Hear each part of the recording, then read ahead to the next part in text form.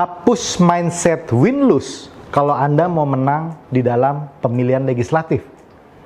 Maksudnya apa? Bukannya kita harus menang dan mengalahkan seseorang di dalam sebuah pemilihan legislatif. Mari kita bahas bersama.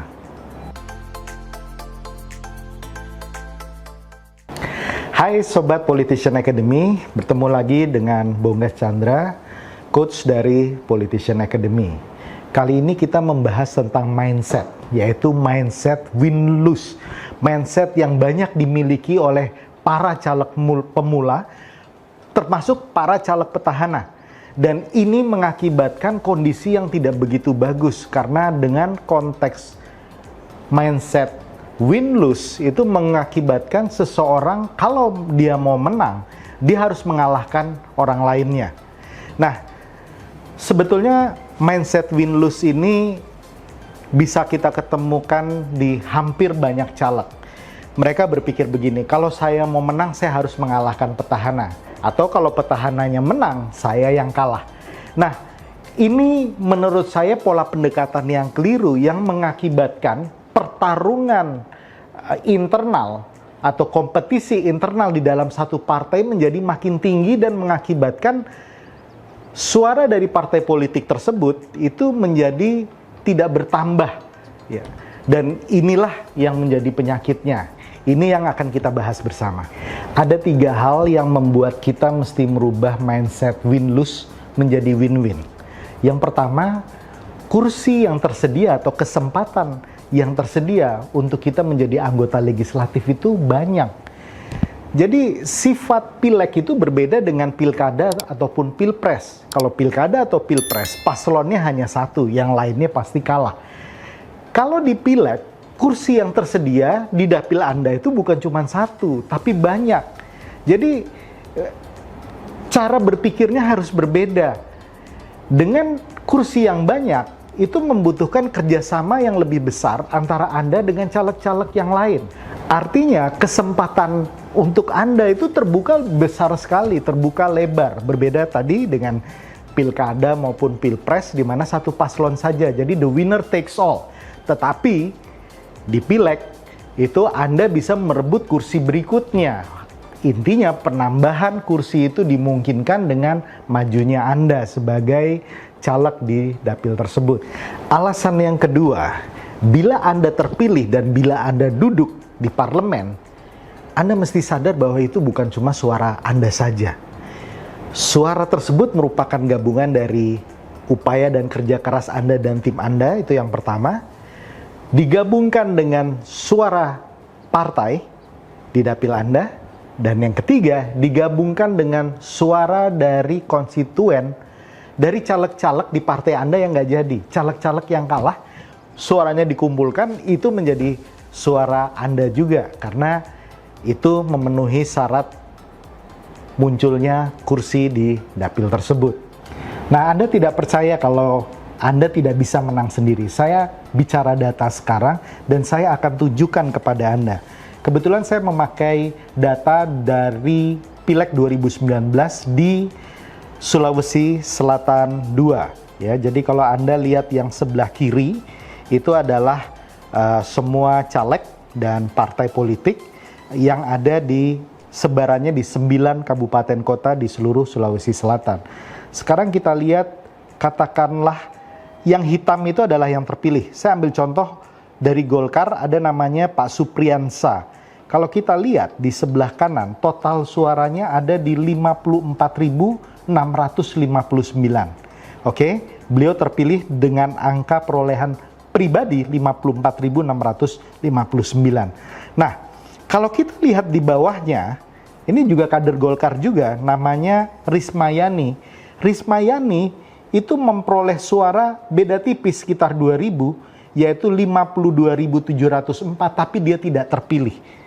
Kenapa tidak terpilih? Karena berdasarkan perhitungan Senlik, ini tidak mencukupi jumlah total suara kursinya. Nah, ironisnya kalau teman-teman lihat di yang hitam, ya, perolehan suara terakhir dari PKB, Pak Andi Muawiyah Ramli, kalau kita lihat suara pribadinya saja itu hanya 34.471.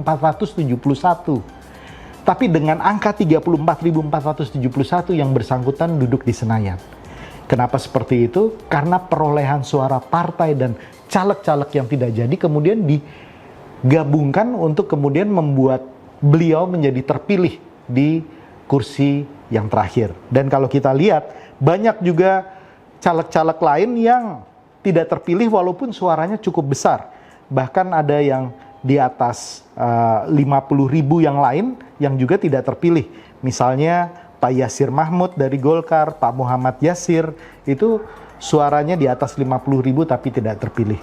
Nah, ini semua membuktikan bahwa kita tidak bisa bekerja sendiri dan Anda harus merubah mindset menjadi win-win. Alasan yang ketiga, pola pikir win-lose tidak memberikan nilai lebih bagi majunya kita sebagai calon legislatif. Bagi partai, suara kita mungkin tidak akan bertambah. Kursinya mungkin yang itu-itu saja. Seperti kita sering lihat di banyak daerah di mana kursi di partai tersebut itu tetap. Katakanlah 2 atau 3 kursi saja. Tetapi kemudian orangnya yang berganti-ganti, suaranya tidak bertambah. Nah, ini akibat pemikiran win-lose tersebut. Jadi mereka yang mau maju, cara mereka yang pertama adalah menghancurkan basis dari incumbent atau petahana dari partai mereka sendiri. Sehingga yang terjadi adalah konflik internal dan bunuh-bunuhan di antara kader sendiri. Ini mengakibatkan caleg-caleg petahana kemudian ketakutan dengan munculnya caleg-caleg baru, dan caleg-caleg baru pun cara mereka bekerja di awal langsung menghancurkan basis dari petahana. Sehingga ini tidak memberikan nilai tambah bagi partai tersebut. Seharusnya majunya Anda mengakibatkan suara partai bertambah, begitu juga dengan kursi yang bertambah di dapil Anda. Nah, sekarang bagaimana caranya supaya kita bisa memiliki pola pikir win-win dan kemudian bisa bersama-sama memenangkan kursi kita dan menambah suara partai? Yang jelas, Anda harus bisa melihat potensi suara di dapil Anda. Anda jangan melihat potensi suara hanya dari yang dimiliki oleh petahana atau incumbent di dapil Anda. Anda harus melihat potensi suara yang lain, misalnya bagaimana dengan golput, bagaimana dengan suara tidak sah, bagaimana dengan pemilih pemula, bagaimana dengan mereka konstituen yang hanya memilih mencoblos partai tapi tidak mencoblos anggota legislatif, dan bagaimana dengan suara dari konstituen caleg-caleg yang kalah atau yang tidak terpilih kemarin yang jelas tidak dipelihara. Nah, teman-teman harus bisa fokus ke hal-hal itu karena potensinya sebetulnya masih besar. Nah, bagaimana kita bisa mendapatkan potensi suara dan data yang lengkap? Teman-teman bisa hubungi Politician Academy karena kami mempunyai tools yang namanya Strategic Political Mapping yang bisa memberikan gambaran sebaran suara dari incumbent dan semua caleg yang pernah bertarung di 2019 secara lengkap hingga level TPS. Dengan cara seperti itu, kita bisa bekerja cerdas untuk bisa memenangkan pileg dan memakai pola win-win. Nah, demikian 3 alasan kenapa Anda harus mengganti pola pikir win-lose menjadi win-win. Karena Anda nggak bisa menang sendirian. Saya tadi sudah memberikan contoh. Dan dengan pola pikir win-win, itu mengakibatkan majunya Anda memberikan nilai tambah dan juga suara partai menjadi makin besar. Jadi, mari kita hindari konflik yang berkepanjangan sesama kader internal dan kemudian berjuang untuk menambah suara partai dan menambah kursi dengan majunya Anda. Selamat berjuang.